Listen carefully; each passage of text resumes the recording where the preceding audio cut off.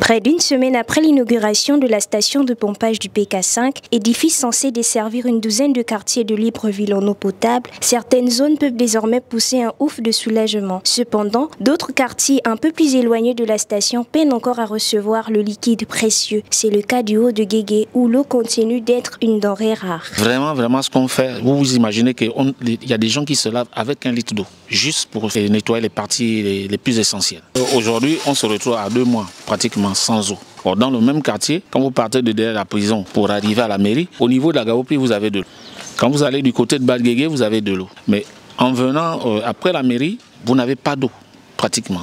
On ne comprend pas ce dysfonctionnement que au plus bas, il y a de l'eau dans le même quartier. Il y a des gens qui ne sont pas desservis en matière d'eau. Et là, il y a un monsieur ici qui a un sujet étranger, qui a quand même bon, c'est à usage personnel, hein. Il a fait un forage et il essaye d'aider certains riverains du quartier qui sont plus proches pour venir puiser de l'eau. Dans ce quartier concerné par le projet d'adduction d'eau, les robinets restent désespérément secs à la grande désolation des populations. Car depuis 3 mois déjà, les résidents de ce quartier vivent en effet une seule goutte d'eau. Et malgré la mise en service annoncée de la station du PK5, rien n'a changé pour eux.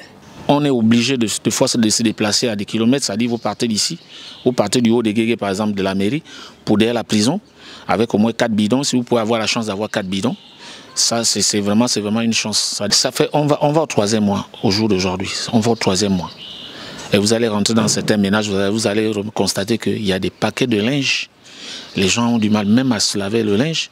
C'est compliqué. Pour s'approvisionner, les résidents n'ont d'autre choix que de parcourir une certaine distance à pied pour aller puiser de l'eau chez un habitant de la zone qui détient à son domicile un forage. Une solution palliative qui n'allège en rien le quotidien pénible de plusieurs familles de cette partie de la capitale. Ceci dans la mesure où avoir de quoi consommer, se laver, faire la lessive ou encore aller au besoin est un calvaire digne des zones désertiques. Si certains quartiers semblent avoir vu leur situation s'améliorer depuis la mise en service de la station, ici, au haut de Guégué, l'éventualité d'un retour à la normale reste désormais du domaine des prières quotidiennes, avec l'espoir que l'eau, source de vie, surgisse à nouveau des robinets.